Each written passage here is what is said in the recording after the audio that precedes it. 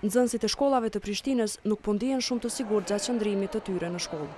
Janë 21% e tyre që nuk ndihen aq të sigurt në shkollë dhe 47% e prindërve që ndajnë të njëjtin mendim për fëmijët e tyre.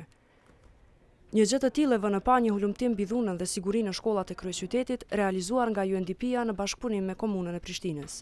Rezultatet e këtij hulumtimi tregojnë se ka ende shumë punë për të bërë sa i përket ofrimit të një ambienti më të sigurt për nxënësit. Në raport thuhet se Ministria e Arsimit dhe drejtoritë komunale kanë hasur në vështirësi të ndryshme përgjatë përpjekjeve për të implementuar aktivitete kundër dhunës. Andrej Russell, përfaqësuesi i UNDP-s në Kosovë, ka folur rreth këtij hulumtimi duke thënë se çështja e sigurisë nëpër shkolla kërkon vëmendje nga komuna e Prishtinës si dhe policia e Kosovës. Of note that 21% of students do not feel entirely safe in schools. 21% e nxënësve nuk ndihen aq të sigurt në shkolla, ndërkaq 47% e prindërve ndajnë të njëjtin mendim për fusha të ndryshme, ku ata nuk ndihen të sigurt, si në kafene, obore të shkollave, madje edhe në tualet. Në aspektin kohor, nxënësit ndihen më pak të sigurt teksa kthehen në shtëpitë e tyre dhe ndihen të rrezikuar edhe nga qenë të rrugës. Kreu i komunës së Prishtinës, Shpend Ahmeti, foli për disa incidente që kanë ndodhur para 10 muajsh nëpër shkollat e Prishtinës, duke theksuar se të tilla probleme nisën të përhapen si epidemi.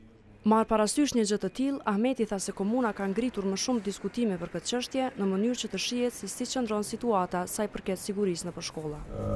Na ndodhen diku rreth 4 incidente të therrjeve me thika në 4 shkolla të ndryshme, gati se raste identike për leshje fizike në mes të nxënësve që pastaj rezultonte në një sulm me thikë. Edhe kur u mbledhëm atëherë ekipi qeverisë i Prishtinës, mundeshim me diskutuar a janë të folën në drejtë çka është problemi apo thjesht janë simptomet e një gjendje ndoshta më të rënduar në për shkolla me të cilën tash natyrisht se duhet miremi. Ahmeti tha se hulumtimi i publikuar sot rreth sigurisë në shkolla ka sjellë përpara tyre rekomandime të cilat do të merren parasysh. Ai tha se komuna ka përfunduar një plan aksional dhe ky plan i parashet të gjitha veprimet të cilat sipas tij komuna do të fillojë t'i zbatojë që nga java e ardhshme. Ndërkaq, Arbrie Nagavci, drejtoresh në Drejtorinë e Arsimit në komunën e Prishtinës, tha se dhuna nëpër shkolla është e pranishme dhe këtë ka ndëshmuar edhe hulumtimet që janë bërë paraprakisht.